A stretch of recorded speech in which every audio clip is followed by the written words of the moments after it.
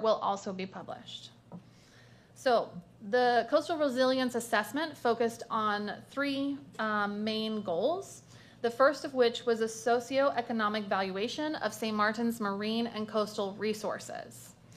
So as an overview, the hope for this part of the project was to be able to create information, resources, and documents so that when you're making decisions that impact the environment of St. Martin, you have data that you can look at and see directly how this is going to impact the future of the island.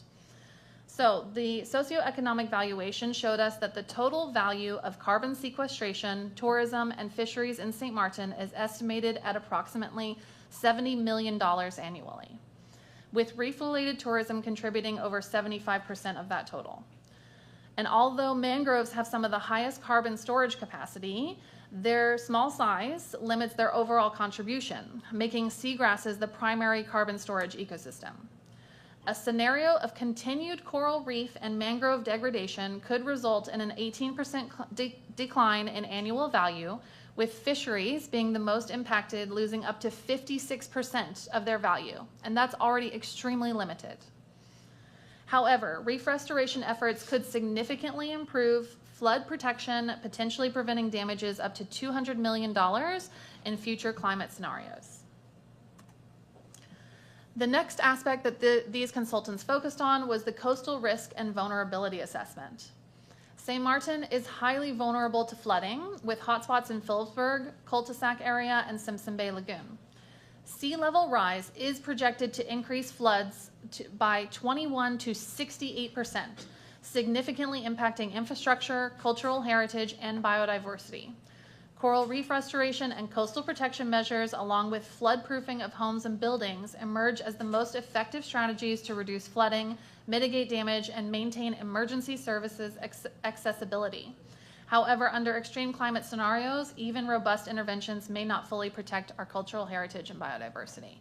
The flooding that we experienced in November of 2024 just now, that is projected to increase significantly over time. And if we don't address our infrastructure issues, that will continue to impact more and more families throughout St. Martin. The final section that this research focused on was being able to give recommendations for area-based management plans and spatial zoning. The analysis provides concrete recommendations for island-wide area-based management and spatial zoning, with tailored suggestions for 5 different zones, including Mullet Bay, Simpson Bay, Coal Bay, Kay Bay, Phillipsburg, and the eastern coast.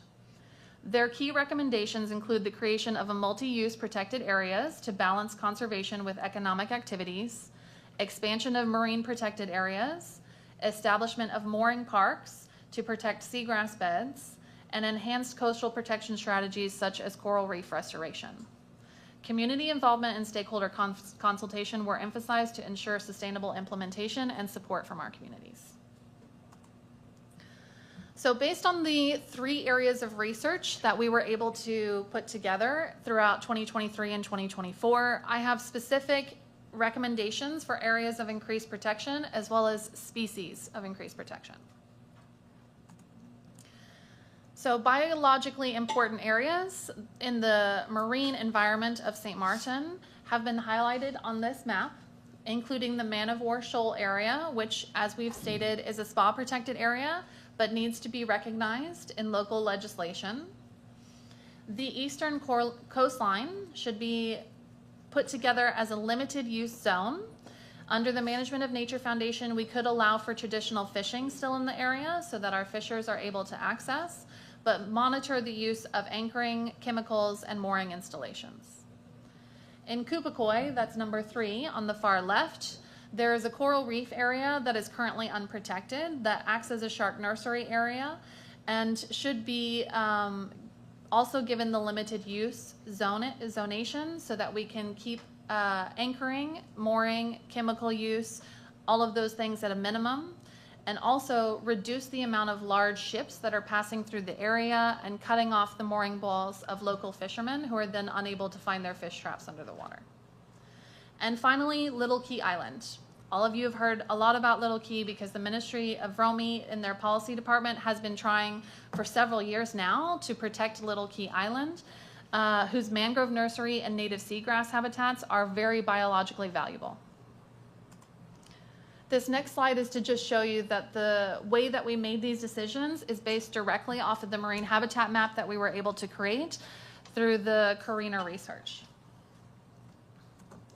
On the terrestrial side, this map, created by the research done from Environmental Protection in the Caribbean, highlights critical biodiversity areas in St. Martin. These ecosystems are essential for tourism, coastal protection, water quality, marine and terrestrial biodiversity, and climate resilience. However, a lack of sustainable development regulations has led to overdevelopment, resulting in habitat loss, increased flooding, and decline of key species.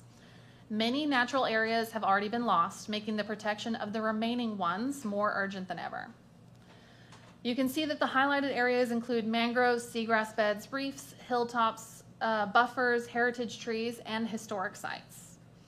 So we call for responsible planning regarding the terrestrial area of St. Martin. Going forward, any development in these areas must be sustainable, with careful consideration of biodiversity loss and economic degradation, alternative solutions that minimize environmental harm, and long-term sustainability for nature and economy.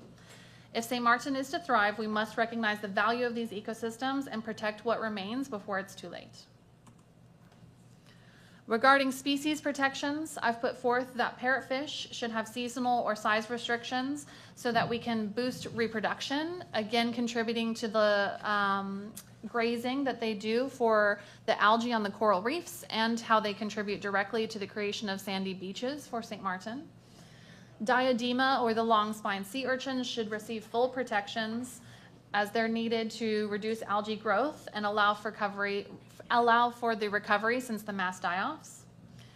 Our current Queen Conch legislation does not reflect the actual reproductive size of Queen Conch. Right now, for the restrictions on Queen Conch, it's just the size of the shell, but that doesn't actually indicate whether the conch in question is an adult and has reproduced or is old enough to sexually reproduce. So it is allowing for conch to be fished out that have not yet reproduced and replaced themselves for next generations. So we need to address that by changing the legislation to address the lip size of Queen Conch rather than the shell size. Our Caribbean spiny lobster legislation also does not currently have a restriction for egg-bearing females. So if you pick up a spiny lobster that has eggs on it, technically it is legal in St. Martin for it to be removed from the sea. That is really uncommon, and we could update our legislation quite easily to restrict the removal of egg-bearing females because that shows that they are reproducing and replenishing the population.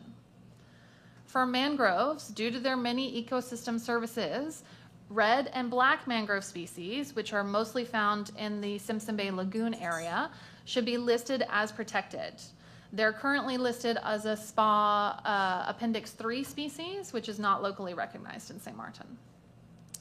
And for seasonal closures, based on the research that we do, which is extremely in-depth and collaborates often with other organizations in our region, an option for the management and scientific authority to restrict fishing activity via seasonal closures for population recovery of a species that can be found on the CITES 1 or 2 annexes or the IUCN Red List under endangered or critically endangered would allow for us to move faster to address any die-offs of specific species in St. Martin. So the next section of this presentation is really focusing on the fact that it is time to act now. We don't have time to delay this and discuss it further and think about it. Actions need to happen right away. There is also, we need to keep in mind the harsh reality of our infrastructure and the future of St. Martin. Right now, we're at a critical crossroads. Large-scale developments continue to be approved, and our infrastructure is already at a breaking point. Severe traffic congestion, energy crisis, and overburdened public services are all part of St. Martin's reality. Our road networks are overwhelmed, our utility company is struggling to provide reliable power, and yet new developments continue to increase demand without offering any self-sufficient solutions. Our overburdened public services are going to continue to be pushed to their breaking point. One hospital, limited schools, our ability to support a growing population is stretched thin. Despite all of these challenges, at least 5 new major developments are planned, all within ecologically significant areas without any meaningful improvements to infrastructure or sustainability.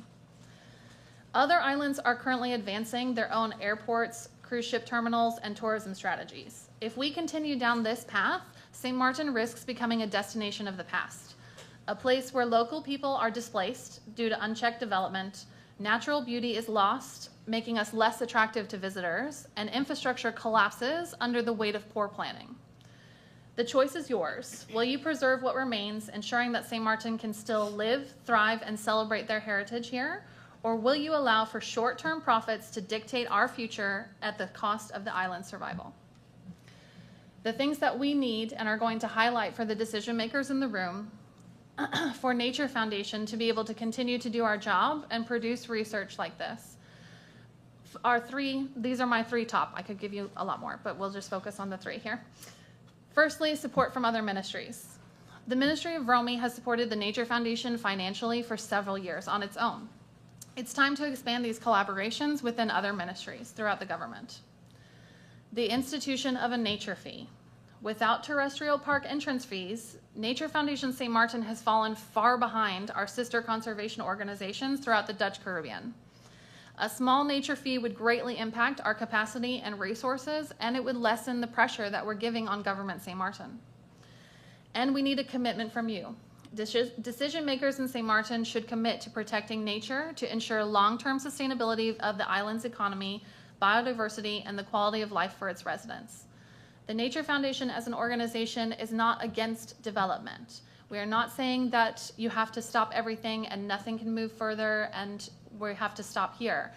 We are against overdevelopment and unsustainable development. You have to keep those things in mind. So it's time to choose the legacy that you'll leave. We stand at a critical juncture in our history, faced with the urgent need to preserve the natural beauty and biodiversity of St. Martin. The decisions that we make today will shape the world that our children and grandchildren will inherit. The coral reefs, landscapes, and diverse wildlife are not just treasures of today, but they're legacies for tomorrow. Please commit to making the difficult but necessary choices to ensure that St. Martin remains a thriving sanctuary for all life. Thank you. Thank you, Ms. Hickerson, for your thorough presentation. To whom do I give the floor for any questions? I look at the MPs.